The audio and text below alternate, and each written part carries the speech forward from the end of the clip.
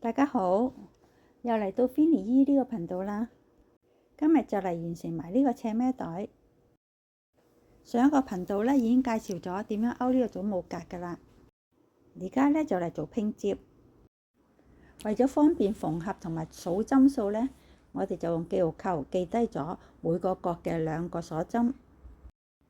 先起一個鎖針，再鬆咗佢出嚟。喺向住自己嗰邊記號扣嘅位置，咁我哋落針，勾針穿落向住自己嗰半針處，勾返頭先甩咗嘅鎖針，帶過，跟住拼接第二塊，記號扣嘅位置內半針落針，左手翹好條線，跟住線頭咧放返入去。翹線，將條線一次過帶過勾針上面嗰2條線，咁就為之一針啦。跟住第二針，向住自己嗰半針處落針，另一塊呢就喺內半針嗰度落針，翹線，將條線帶過掛勾針嗰3條線。好，再仔細俾大家睇睇先。勾針穿落向住自己個方向嗰半針嗰處，就係呢針。跟住呢，另一塊就係喺自己另外一邊嘅半針。勾針就係咁穿落去啦，穿落去靠近自己個半針，跟住遠離自己個半針，就係挑呢2針啦。穿落呢半針處，另外呢半針，跟住就翹線帶過呢3條線，跟住都係用呢個方式，將呢2片祖母格嘅其中3邊呢拼接起嚟。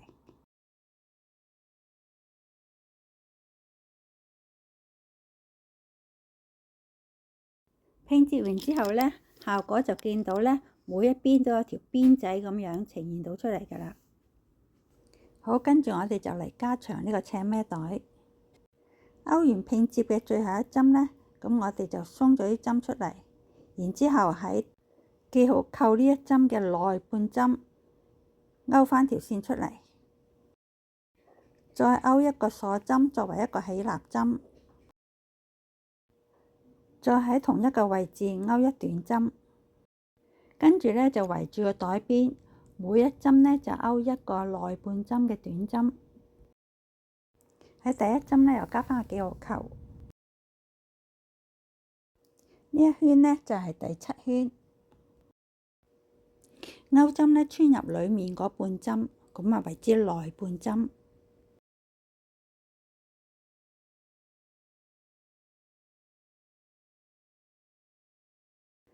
勾完最後一針之後呢，我哋就穿落第一針嗰處，翹線將條線帶過，再帶過埋呢一條線，咁就為之一個引拔針啦。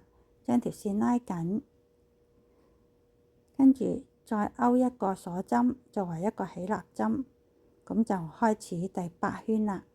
咁呢一個第8圈呢，就每一針就勾一個短針。勾完最後一針之後呢，我哋又係以一個引拔針同第一針連接，翹線將條線帶過2條線，扯緊，跟住再勾3個鎖針作為一個長針，再喺第3個鎖針嘅第3針嗰度呢，加個記號扣，再勾一個鎖針，跟住空咗第2針，喺第3針嗰度呢，勾一個長針。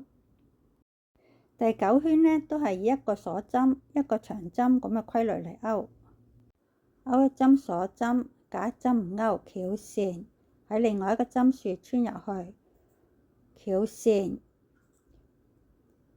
翹線帶過2條線，再翹線帶過2條線，呢針係長針啦。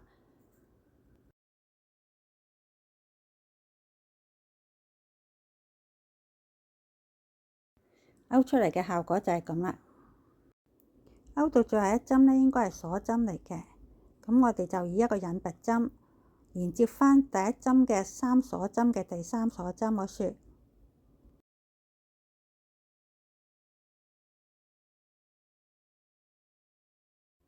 勾一鎖針作為起立針。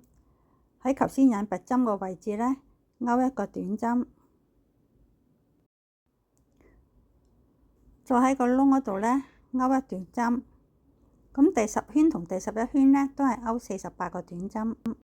第12圈到第15圈呢，都係重複返第9圈至到第11圈嘅勾法嘅。而第16圈至到第20圈呢，我哋都係勾48個短針。跟住呢，再以一個引拔針連接頭尾2針，扯緊，跟住喺同一個位置再勾多一針引拔針。呢一圈第21圈呢，就每一針呢勾一個引拔針，總共都係48個引拔針。第一針加個記號扣記低，繼續圍住袋邊勾引拔針，勾到最後一針呢，咁我哋就嚟收口啦。將線頭拉長些少，斷線，用縫合針將袋口收靚，跳過第一針，縫合針穿落第二針個位置，跟住輕輕拉緊，拉到個長度呢同邊仔一樣咁嘅長度，然之後呢篤返落去最後個針，再輕輕拉緊，整理好邊仔之後呢，就將個線頭呢喺入面篤多幾下，咁將條線頭呢收藏得靚啲。收好咗之後呢，可以見到一條好靚嘅邊仔喺度噶啦。咁呢個袋身呢，就完成咗啦。跟住我哋就嚟勾帶，先起171個鎖針，長短可自由調整嘅。先以拇指同無名指夾住嘅線頭，然之後中指同埋食指呢，就夾住另一邊線，勾針垂直落，翹一個圈，跟住捉住呢個圈，再翹線，將條線帶過呢個圈仔，咁就為之一個鎖針。呢一針呢唔計數嘅，跟住就繼續勾171個鎖針。我哋鎖針呢唔好勾得太緊，因為我哋一陣間要勾呢里生嘅位置嘅。如果勾得太緊嘅話呢，一陣間勾嘅時候呢，就好難將啲針穿過里生嘅位置噶啦。勾好咗之後呢，就反轉勾里生嘅位置。第一針唔勾，勾第二針。我哋每一個里生就勾一針引拔針。第一針加返個記號扣，邊仔背面突出嘅一粒粒嘅位置呢，就為之里生啦。反轉呢，就係邊仔。每一針勾一個引拔針，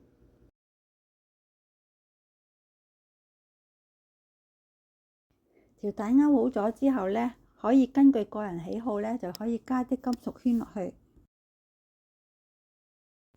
跟住就勾紐帶喺度。先起22個鎖針，頭嗰12針呢，要勾得稍微鬆一啲，勾到第12針就用記號扣記低佢。從第13針開始嘅之後10針呢，都係要緊勾，因為呢個就係紐門嚟噶啦。勾完22針鎖針之後呢，我哋就倒10回勾返頭先用記號扣記低嗰針鎖針。我哋都係勾里生嘅位置，每一個里生勾一個引拔針，出嚟嘅效果就係咁啦。跟住我哋又留長一啲線作為縫合用。呢個紐嘅直徑呢，大概係13.5mm， 線呢就預留40 cm 左右作為裝飾。針穿落個窿處，每個窿呢係捆2次線。做好裝飾就釘落個袋處。好啦，甩鈕釘完咗之後呢，咁呢個斜孭袋就完成啦。呢個太陽花祖母格呢，除咗可以拼接成斜孭袋之外呢，仲可以做帽啦、箍筍套或者背心之類。而且每一種線材做出嚟嘅效果都有啲唔同㗎喎。咁我今日介紹就到此為止啦，多謝大家收睇，下個視頻見，拜拜。